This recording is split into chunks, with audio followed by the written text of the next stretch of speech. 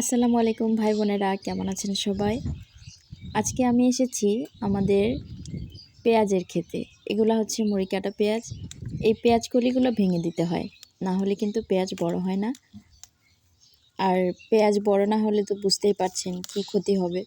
তো সেই জন্য আজকে হচ্ছে পেঁয়াজের কলিগুলো ভেঙে দিতে এসেছি। এগুলো কিন্তু প্রচুর পরিশ্রমের কাজ। দেখে মনে হচ্ছে খুব সহজ, কিন্তু যারা করে থাকেন এগুলো তারা জানেন যে এগুলো আসলে কতটা কষ্টের। এই যে দেখুন,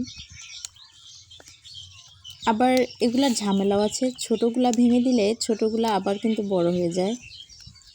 তো ভাঙতে হবে একটা নির্দিষ্ট, যেগুলো বড় হয়েছে আর কি সেগুলোই।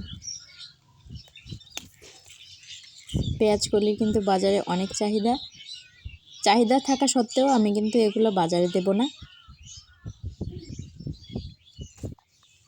এগুলো নিয়ে যাব আমি একটি বিশেষ উদ্দেশ্যে, দেখাবো। ভিডিওটি দেখতে থাকুন। এগুলো আমি একদম সব শেষে কী করতে থাকি।